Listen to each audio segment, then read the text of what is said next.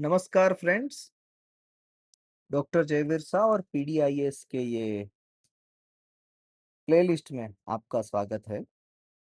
Question है, discuss the importance of safety psychology in industrial setting.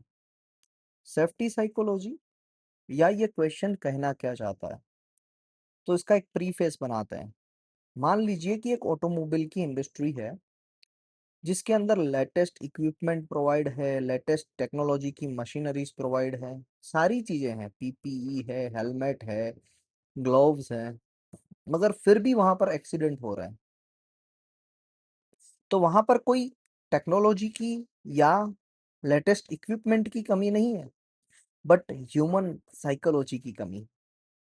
And that's why the need of safety officer in each and every industry is required. तो ये psychology psychology यानी सारी चीजें होते हुए भी अगर वर्कर वहां पर इम्प्लीमेंट नहीं करते हैं सेफ्टी को, तो साइकोलॉजी को कैसे ट्रीट किया जाए या साइकोलॉजी का इम्पोर्टेंस क्या है वो समझा जाए, वो ये क्वेश्चन कहना चाहता है।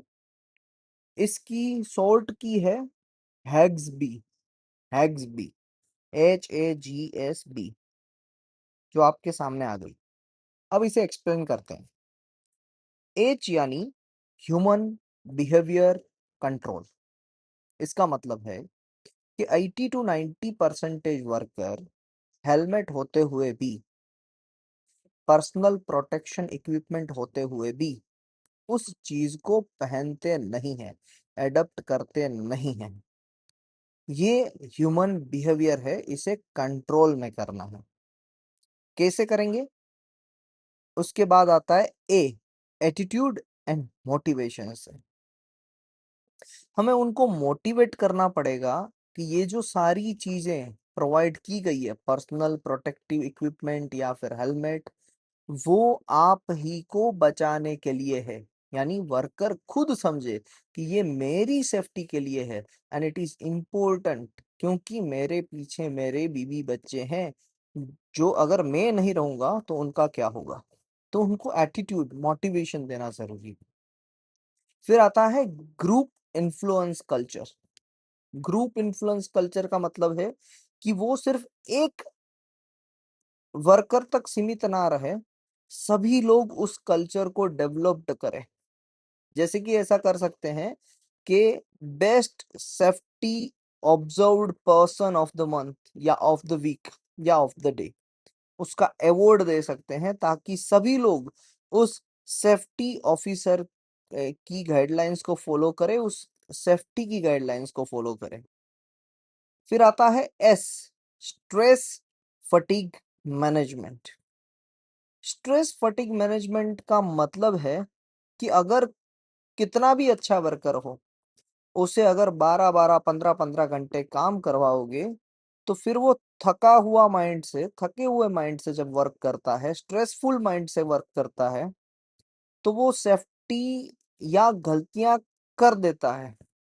यानी वो वर्कर बुरा नहीं है, बट वो कल्चर जो है, मैनेजमेंट का जो थॉट प्रोसेस है, बार बार लगातार काम करवाना, बहुत देर तक काम करवाना, उसकी वजह से गलतियां होने के चांसेस बढ़ जाते हैं। ये ह्यूमन साइकोलॉजी है। एंड लास्ट में है behaviour based safety.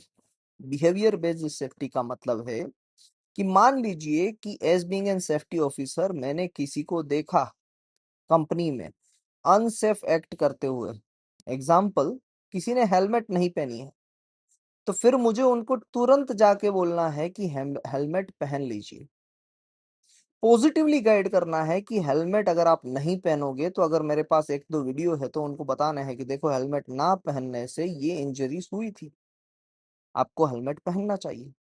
And positively boost देना है कि वो पर्सन उस बिहेवियर को वापस रिपीट ना करे और वो सेफ रहे। तो ये होता है बिहेवियर बेस्ड सेफ्टी। चलिए एक बार आंख बंद करके इसको मेमोराइज करने की कोशिश करते हैं कि अगर सेफ्टी की साइकोलॉजी का इंपॉर्टेंस क्या होता है।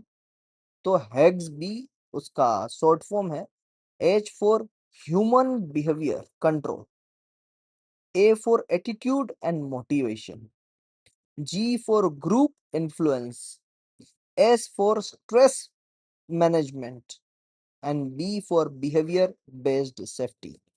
इसमें जो बिहेवियर बेस्ड सेफ्टी है उसे अकेले भी एक क्वेश्चन की तरह पूछा जा सकता है। तो 2 क्वेश्चन हो गए ना यहाँ से। Have a nice day.